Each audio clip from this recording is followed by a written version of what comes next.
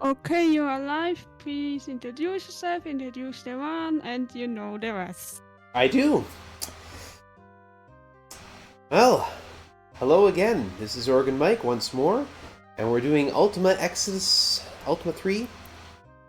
Let's just get right into this. I have a stylus in my hand. Sitting beside me is my tablet on which I will be taking notes occasionally. It's alright, it's just to help things go faster. So, this is a party game. I'm just realizing I didn't clear it out from last time. So, the first thing I've got to do is reset the game. I have to play from a clean install. So you get to see the introduction. This is the VGA patch that was introduced in 2002 by a fan by the name of Void Dragon. You can watch them dance down at the bottom. It's awesome. Ultima 3 by Lord British. Copyright 1983 Origin Systems. So this is the 1984 PC conversion, followed by the 2002 VGA patch, which gives us these nice color graphics and the music, which you can hear now. Okay, this is a party game. So again, there's no party, we cannot start. So we need to organize a party. We're going to create characters. South. In this game, 1983, I'd like to remind you, more than 40 years ago, we had the option of male, female, or other. Look at that. Human, elf, dwarf, bobbit, or fuzzy. Bobbit because the J.R.R. Tolkien estate was kind of litigious at the time. But we don't want them, we want fuzzies. They're basically Ewoks, if you know your Star Wars. And we need a wizard. Now we've got 50 points to distribute. We cannot give less than 5 in any stat. If we try, it just says no. So 5, 15, 25, so if we try to give 1, it doesn't do that. So Wisdom 5, which is the least important for a wizard.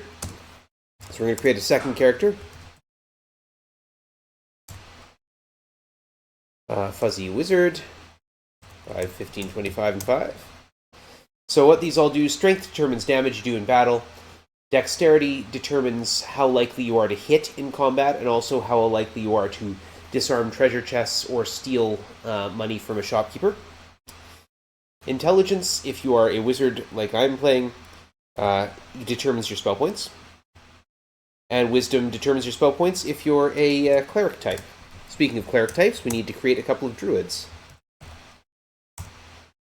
So, fuzzy druid. Druids get half of whichever is better for intelligence or wisdom for their spell points. And for the other one, they get double magic point regeneration until they reach half of that one. So 20 intelligence means 10 magic points, and 20 wisdom means until they have 10 magic points, they get double magic point regeneration, which is extremely useful.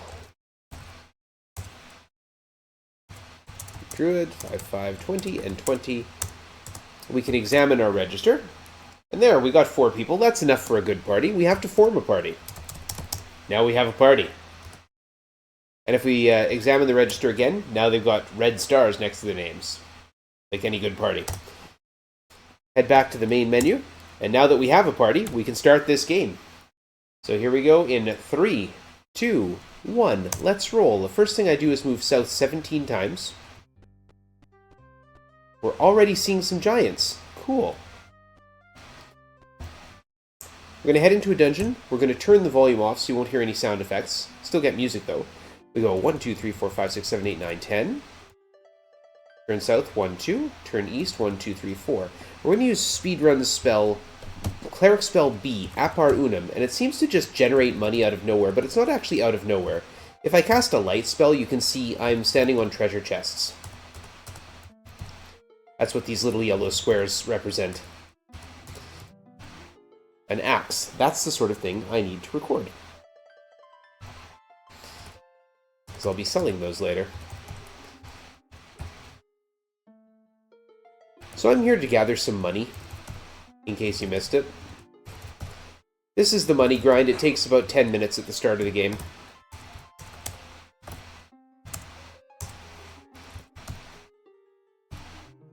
Leather. Exactly what you would expect to find in a dungeon.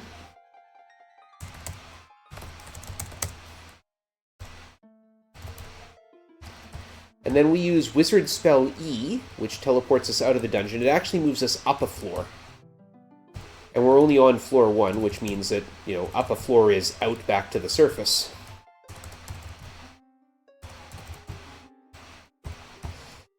Now, while we're in the dungeon, unlike in Ultima 4 and unlike in the overworld, I don't have to write down cloth.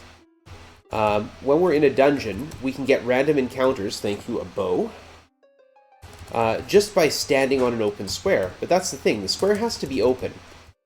If there's any dungeon feature that prevents the random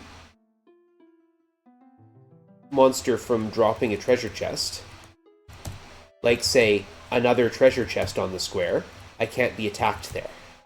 A mace for meats.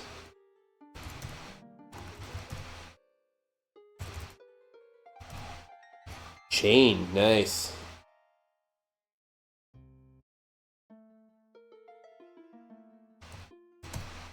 So, Appar Unum has a chance of failure, obviously. Why don't I just open the treasure chest? Because there's traps in them. And I don't have very good dexterity. And the odds of disarming a trap if you're not a thief type is actually pretty terrible anyway. Dexterity or not. Oh, I did it again. Turned around twice instead of once.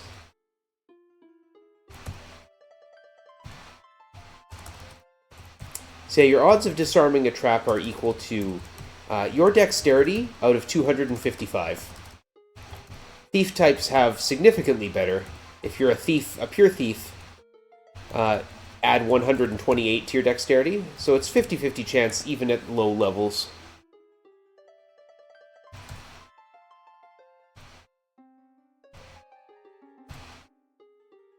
And there's not every treasure chest is trapped.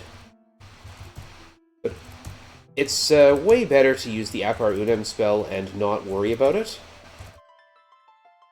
Because the traps can be pretty nasty. You get poison needles or poison gas. Why am I having such trouble with that?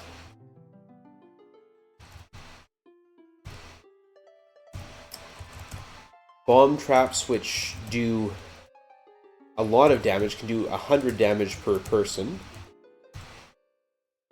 You might notice I have 150 hit points. So you see over here, each character has their base sets: other, fuzzy, wizard, magic points, level, hit points, and food.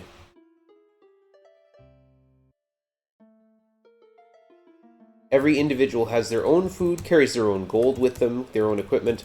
This is because it's an old roster RPG. You can actually go back to the main menu and change out your party, switch up who's actually in that party.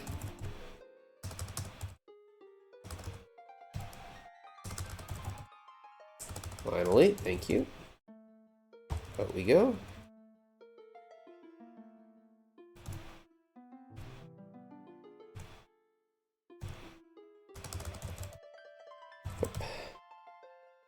Join gold to 2 and see how much I've got. 3,500, okay. I need 6,000 to start. I actually need more like 12,000, but...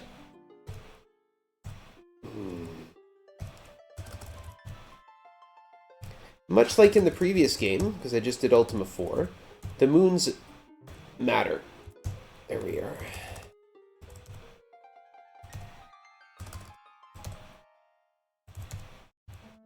So you can see at the top we've got 2 moons. They go through 8 different phases.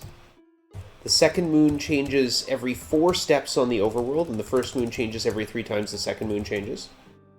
Here's a fight. Cleric spell A, got rid of the skeleton, and conveniently enough, the skeleton left behind a treasure chest for me. So magic. There's 16 spells for clerics and 16 spells for wizards, and unfortunately there's a lot of overlap in the spell lists.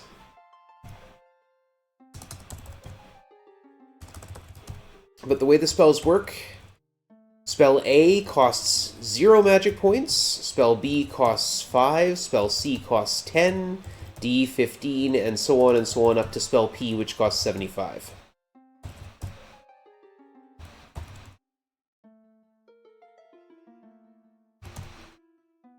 They all have different-ish effects, but like I said, there's a lot of overlap between the two spell lists. Unfortunately, there's not a lot of creativity in the spells. Spell A for wizards takes orc and orc types and instantly kills them if it works. Spell B or spell A for clerics instantly does the same for undead types.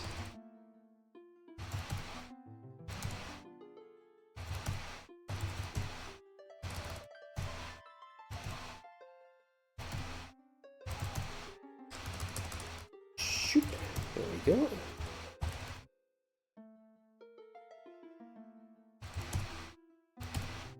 A bow. A second bow.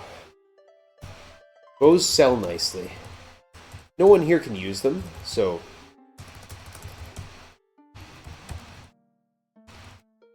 The main differences between the classes are what kind of spells they can use, do they have steal and disarm capacity, and what weapons and armor they can use. But everybody can use the best weapon and armor in the game. That is the exotic swords and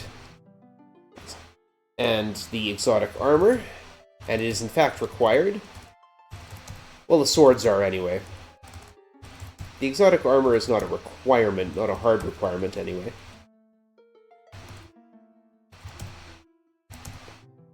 Sling.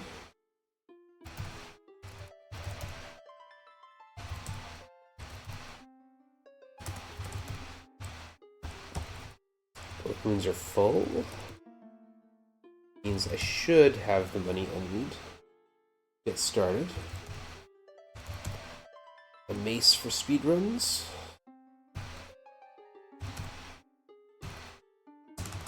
Yep, we've got enough money so I don't have to keep worrying about having 6,000 gold. I've got 6,000 gold. We'll need 6,000 later, that's fine.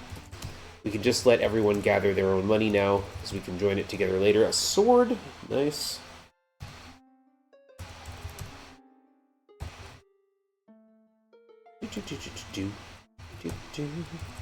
One of the reasons I like putting the music on, well, for one thing, I think it's actually pretty darn good. But this may well be the first game ever to have a complete soundtrack. Like, there's always musical backing. Unless you turn the music off, which you can do. But this was music from my childhood, essentially.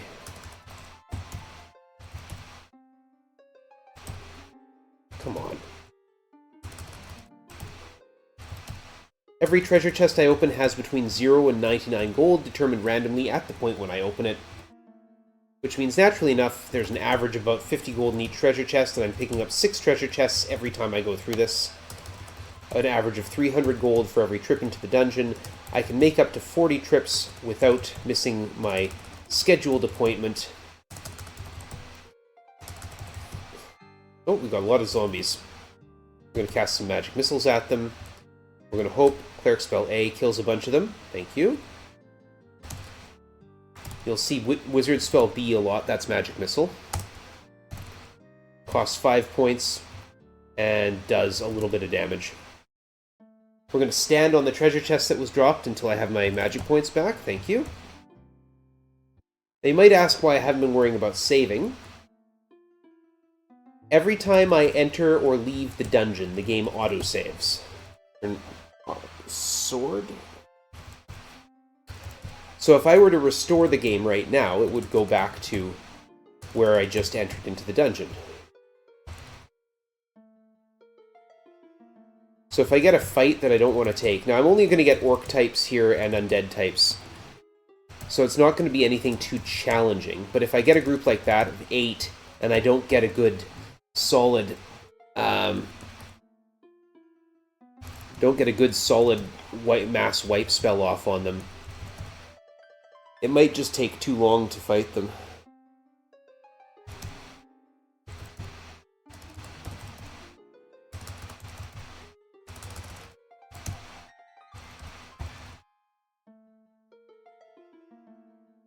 Now, I know there's giants waiting for me out there. What you may or may not have been aware of at this point is that enemies always move in a straight line towards you, and they cheat. Look at that, it moved diagonally. I can't do that.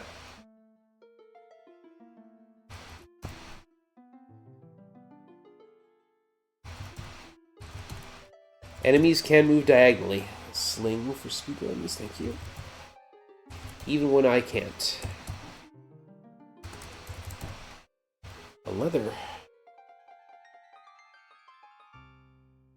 So we're going to take this opportunity to deal with these giants. We're going to take this opportunity to show off the hotkeys that allow me to reset.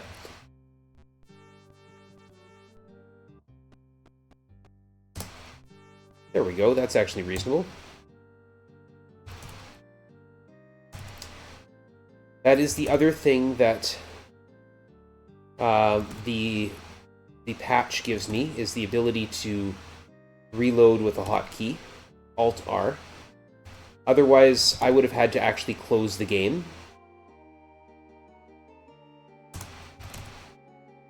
Which can be a bit of a nuisance. Now's the time to talk about how targeting works. Enemies can attack on diagonals, as you just saw there. Punching this golem to death. The enemy will always target whoever is highest on the list. Wow, we're getting wandering monsters today. So if the enemy has a chance to hit whoever's in slot 1, they will hit whoever's in slot 1. If they don't, they will attack whoever's in slot 2. And if they can't hit them, whoever's in slot 3. Alright, this is where we're looking for the Town of Dawn. It appears only when both moons are new. And we got the armor shop. We're going to sell. This is why I take notes. Because when I try to sell something I don't own... I don't need my notes anymore. Well, I need my notes. I don't need the actual stylus. I try to sell something I don't own, it kicks me out of the shop. I've got a lot of cloth, that's good.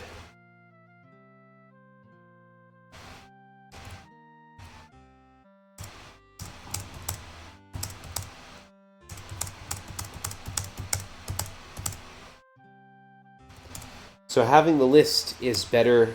It's better to have made a list than it is to try and remember it. Well, it's easier than trying to remember it. Now we're going to head up here. We're going to go to the guild shop. We're going to purchase 8 keys. We're going to purchase some time-stopping powders, 10 of them. We're going to purchase some gems, 6. Now we're good there. And we're going to head over here to the stables, but we're not going to go in the front. We're going to unlock this door here. We're going to talk to the merchants back there and, you know, negotiate for the use of a horse. They say eat death scum and then attack me. It's okay, they die easy.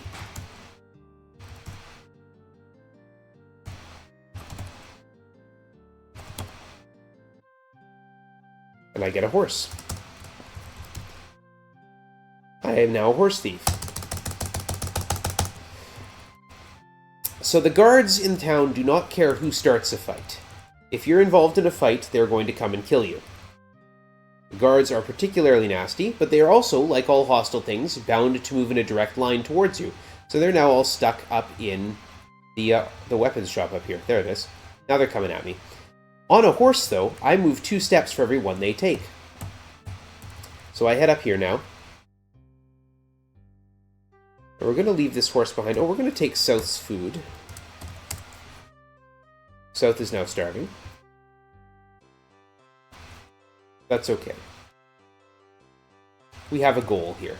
We need to get ourselves a boat. In the process of doing that, why don't we kill Lord British, just for fun? I need a jester to come down towards me here.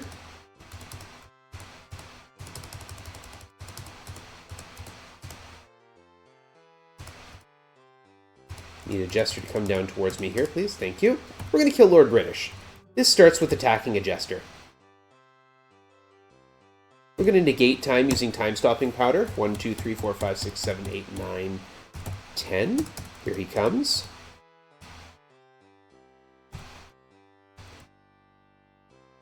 Now, Lord British, as he is in most of his games, is completely invulnerable to in combat. However, when we're not in combat, he's as vulnerable as anyone else. So, to, say, a ship's cannons. Okay, Lord British is destroyed. Alright, now we're going to make ourselves a boat.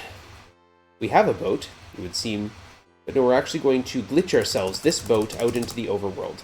The game autosaves, as I said.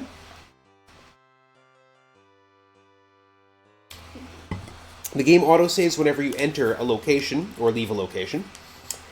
The guards are coming after me. That's fine. The game also autosaves whenever a character is killed. Now, the game can't actually save when you're in a location. It saves at the entrance to the location. But the game also does need to know when it saves whether or not you're on a boat. So boom, killed. We're just going to reload. And look, we're on a boat now. We'll heal that dead body. Now, a boat in this game winds in this game work a little differently from Ultima IV. We cannot move against the wind at any point. They still move. They still change capriciously and randomly and irritatingly. And in real time. So the first thing we need to do is go to the provision shop. We need to get 700 rations. Hand it back out.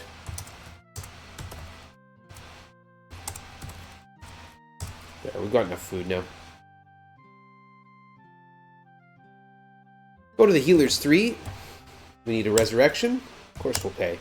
And now South has this D there instead of a G. G is good, D is dead. Now, South is good again. And we get the resurrection music until we leave the town. Well, until it does a complete loop.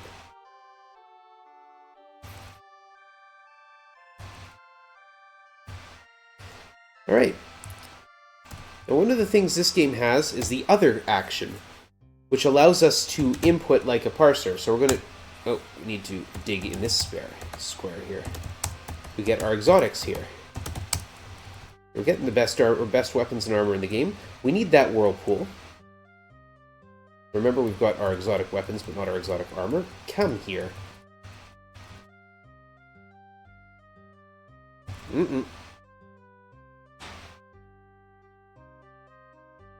There we go. I need to go and get exotic armor still.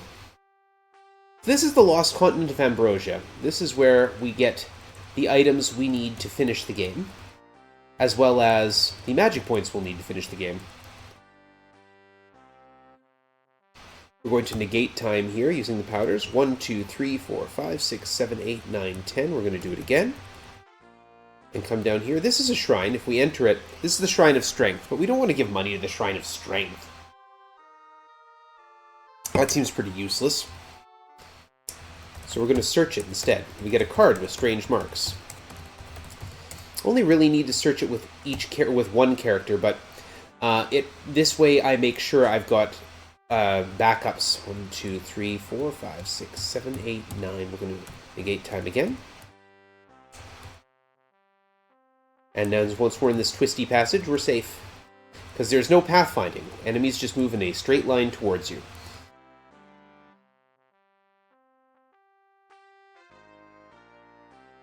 We're going to unlock this door.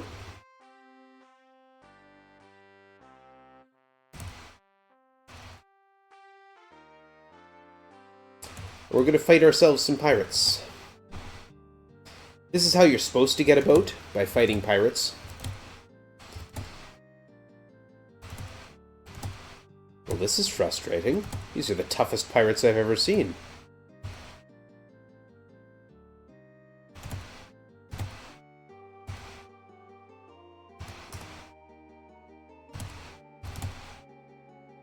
I'm going to negate time, so the pirates just skip their turns.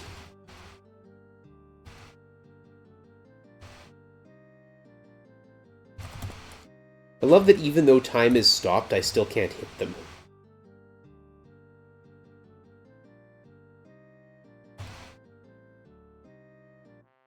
There we go. And we've sailed across to where we need to be. We're going to unlock this door. This also we're going to search, but this is the Shrine of Intelligence. And Tyrol could use some more intelligence. So we have an offering of 6,000 gold, which is why we needed all that gold. And we're going to offer the remainder, 4,600. And that boosts their intelligence. If you notice, their intelligence here is now 85.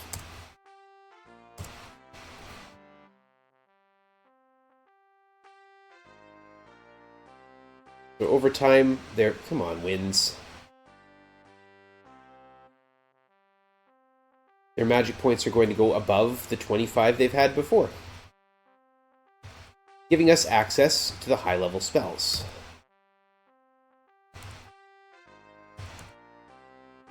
So 45 and 25 is 40 and 30 is 70.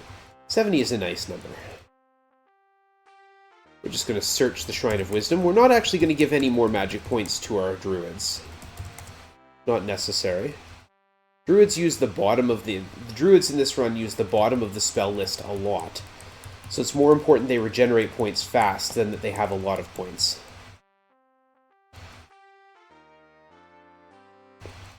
Magic Missile costs 5, Open Treasure Chest costs 5, Heal costs 10. So those are the spells we're going to be using most of. So it's important, like I said, that they have. Oops. There we go. Here's the other set of pirates.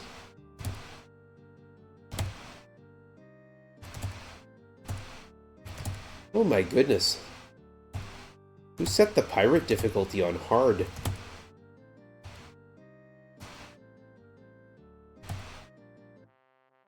There we are. And our final shrine, the Shrine of Dexterity, we need to search it as well. And now that we've done that, unlock this door, and we'll head out of here.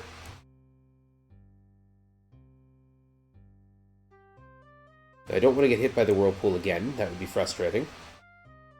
We're going to head over here to the Dungeon Doom. And we're going to make use of our magic points. Zip my way down to the bottom using spells. Appear at a gem, see where we landed. I'm looking for this question mark in the middle, so I just need to go north. This is a red hot rod in the wall. Everybody touch the hot wall. And we're going to stand here. Remember what I said earlier about not being able to be attacked?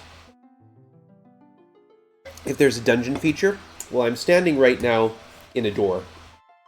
So, I can't get attacked. I can regenerate my magic points doing this. We're going to cast... Now, spell J for wizards is called Faldivi. It allows me to cast any cleric spell that I still have magic points for. In this case, spell I, which costs... So, 45 for Faldivi. I costs 40, which exits us from the dungeon instantly. That's why I wanted exactly 85 magic points.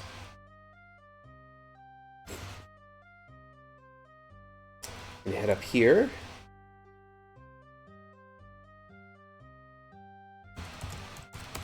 Dig for the exotic armor. There we go. And we're going to head over to the Dungeon of the Snake, which is here. That's not the right spell.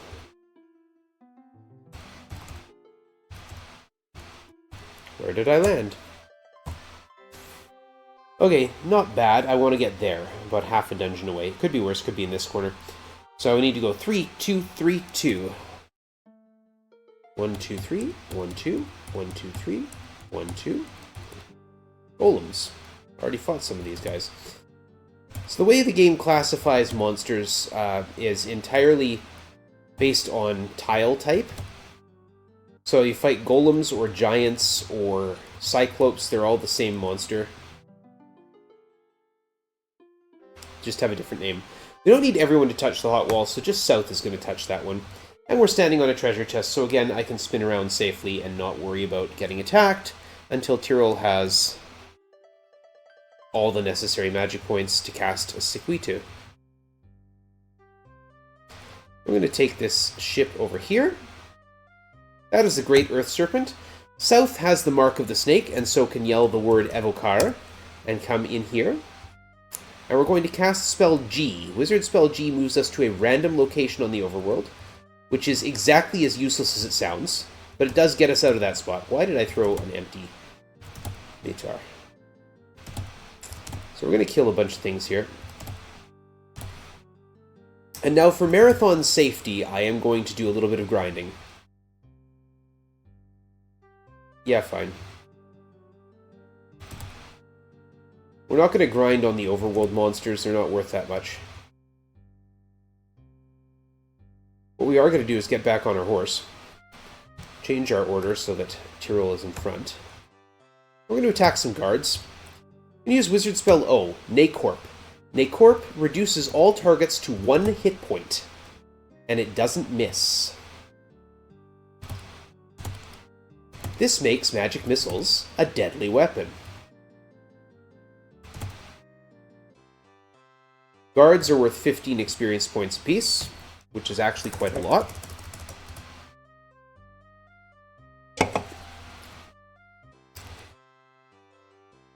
We get a level up every 100 experience.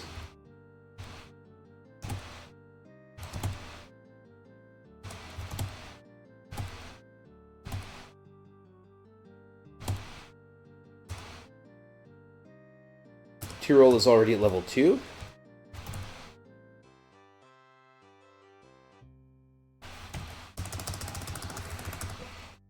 That is some enemy wizards. Just one, fortunately. We've got... I often do a run of this and never see a monster on the overworld. So just to give you an idea of how many monsters we've met on the overworld, it's pretty rare for me to find any monsters on the overworld at all. And I've had a bunch. We're going to cast Noxum, which targets everything. It doesn't always land when it attacks, but it does target everything.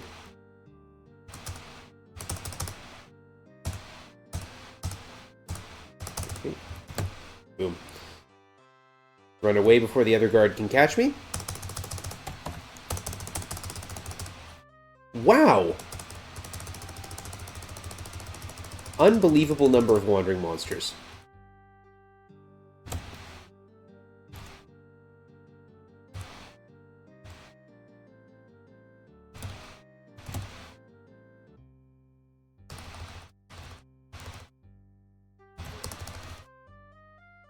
Like I said, I go through runs of this, and I'll go through a half dozen runs of this and never see a wandering monster on the overworld.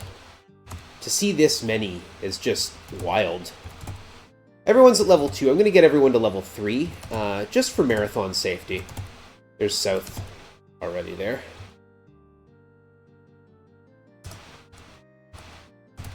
There we go.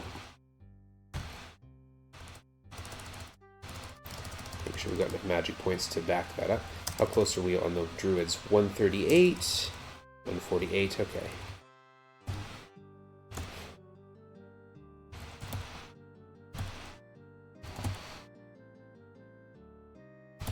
Tyrol's already at level 3, so is South.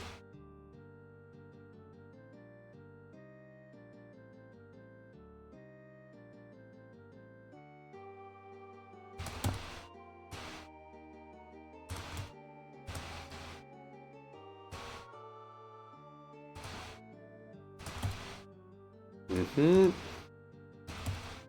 we go. We're out of here. So we're at 193 there and 183 for speedruns. Okay.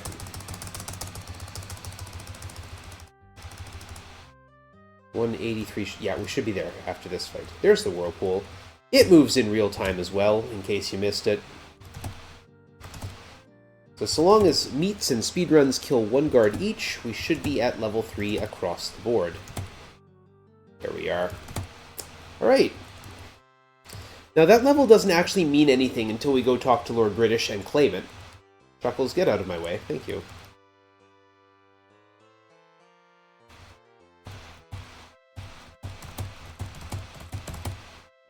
If we says, welcome my child, experience more. We need to get one more mark. We need the mark of fire. And in order to get that, we're going to head over here. The Perinean Depths. 1, 2, 3, 1, 2, 1, 2, 3, 4, 5, 6, 7, 1, 2, 1, 2, 3, 4. Descend. East. Go up here. We get a sign saying go back. Descend all the way to floor 8. 1, 2, 3, 1, 2. Everybody touch the hot wall. 1, 2, 3. Don't get attacked. Head up to level 2. Walk west over here. And everyone drink from the strange fountain. Look at that. We're all healed up. No. Sur Akron. Thank you. Don't typo and hit the wrong key. Now we need to get this horse into Exodus's castle.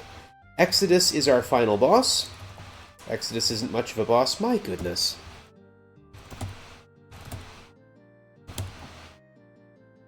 Mass kill. Wasn't even that effective.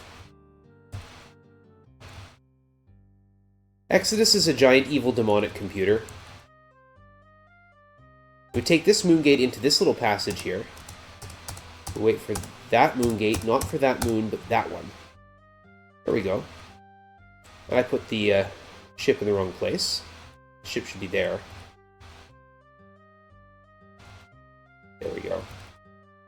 And because I've got the Mark of Fire, I can walk over lava. And this is Exodus's castle. Those random explosions that you see around there, they are random, and they will, in fact, hurt me. So if I look over here, you will see a force field. I can walk through it because I have the Mark of Force. I'm going to pass one turn here to dodge this dragon. I'm moving 2 steps to one of theirs because I've got a horse. Both of them hit me. We should just not take that, thank you.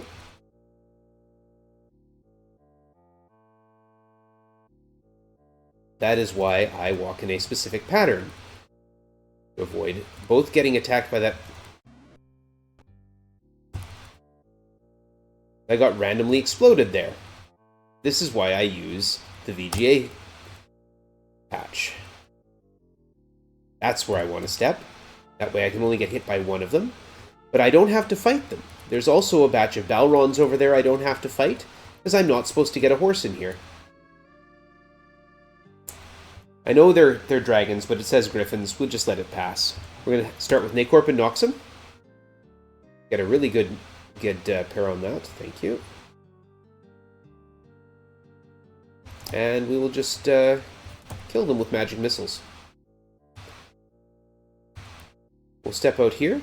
And the point of those random explosions is so that I can't do exactly what I'm doing now, which is stand here and recover my magic points. But we're going to do it anyway.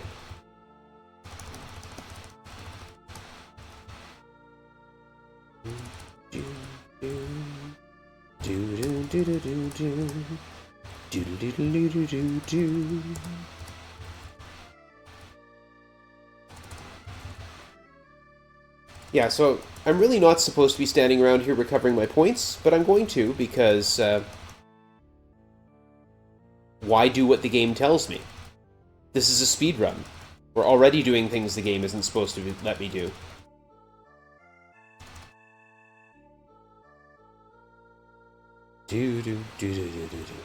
Okay, let's go with that. Attack. Cast Nacorp. Followed up with a Noxum. Get really happy to see that many things get hit by Noxum. Thank you. And now move on to... From the dragons. We don't have to deal with any more dragons or any more Balrons. We have to go through this area here. And we have to put up with one of the most infamous encounters in this game, the floor. There's 8 floor tiles up there that are ready to hit us.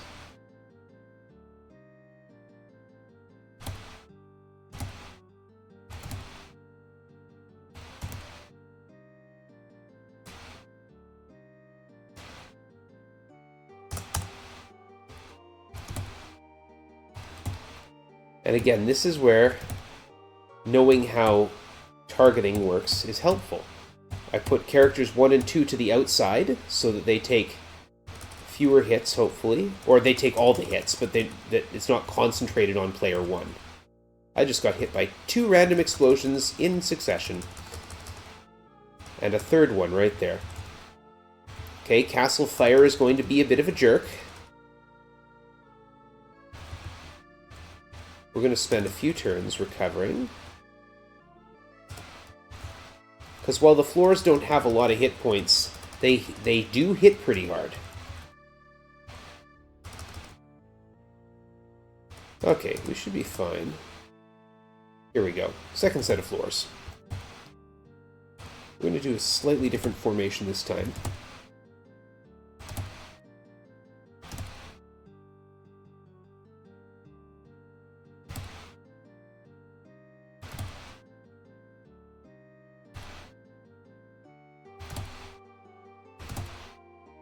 Oops. It's a mistake. Yeah.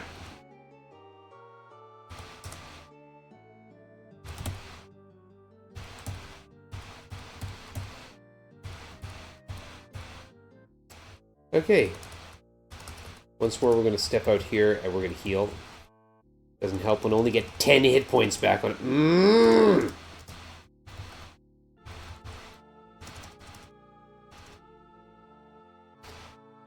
Okay.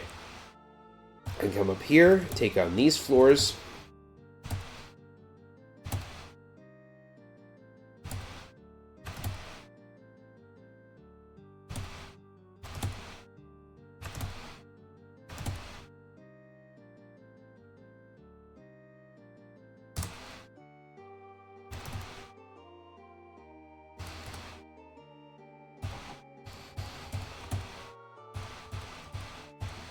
There we go.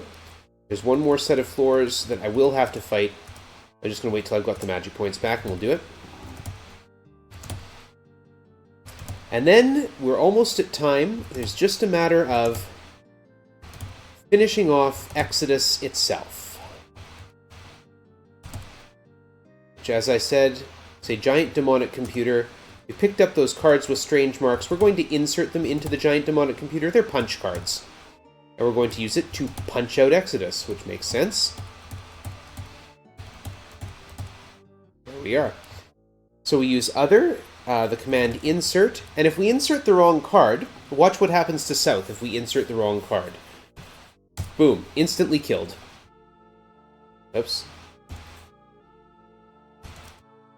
So they have to go in this order, and they have to go left to right.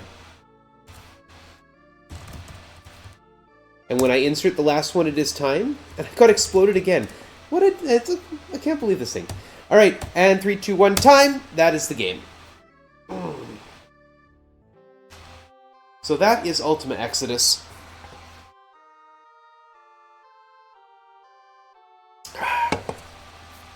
And it's fun.